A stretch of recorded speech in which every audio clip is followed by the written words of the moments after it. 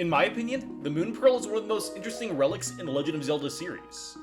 It is a gem that can dispel the power of Ganon's malice and its warping effects on an individual. I originally wanted to do a segment on it during my Link to the Past video, but wound up taking it out because it didn't really fit there.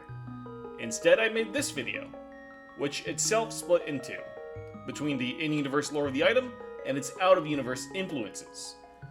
This video mainly focuses on the former, trying to answer the questions of how exactly these things even work. If you want to see that second video, let me know in the comments or on the Discord server. I'm not sure how much interest exists in my fanbase for mythology videos, but it's something that really interests me personally, so I hope that same interest exists among all of you as well. A lot of this video is more theory than established lore, so remember to go in with a skeptical mind.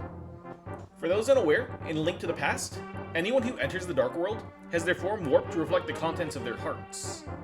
For Link, this means taking on the form of a pink rabbit. This is the only game that this form changing seems to appear in, making it likely that this is an effect of Ganon's Dark World after he sees the Triforce, and not the Golden Land itself. This implies that the change likely comes from Malice, the dark energy that powers Ganon's magic, and a counteragent to Force, the power of the gods.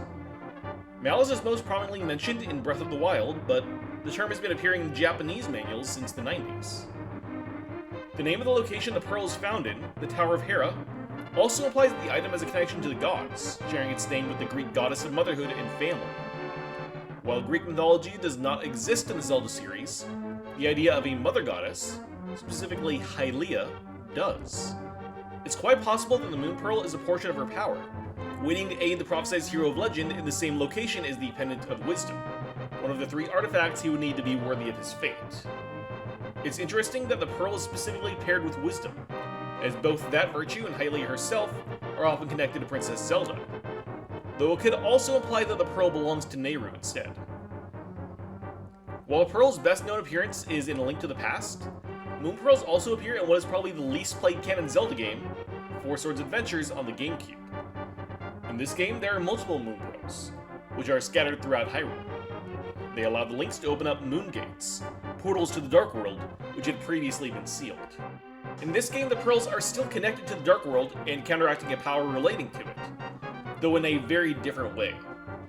In this game, the Dark World is still under the control of Ganon, meaning it likely has very similar effects as it does in A Link to the Past. The fact that the 4 Links were able to travel to the Dark World without transforming also shows that the Moon Pearls themselves don't need to be present to grant that protection. Here, Moon Pearls allow Link to reopen previously closed portals. The Links can only see these portals here because they hold the Force Sword. This is different from A Link to the Past, where the portals are seen even before Link was able to hold the Master Sword. This seems to imply that the sealed gates are invisible to the naked eye, but those that are open are not. It's unclear if these gates are naturally occurring, or opened by people who wish to take the golden power for themselves. So now we have to ask the question, what exactly do these pearls do? To me, the answer seems like they counteract the sealing done on the Dark World by the ancient sages, providing access to the Dark World. This is likely a case of force overcoming force. It's possible the pearls were even created by the power that sealed the Dark World in the first place. This may imply that another portal lays waiting to be opened in A Link to the Past that was just never discovered. As for why the Links in Four Swords Adventure aren't affected by the shape-changing properties of the Dark World, it's likely because of what they do throughout the game. The main point of Four Swords Adventure is to collect Force in the form of Force Gems, in order to repower the Force Sword. Since they carry objects that are powered directly by Force, this could easily serve as a counter to the Malice energy in the Dark World, thus providing them with a form of protection.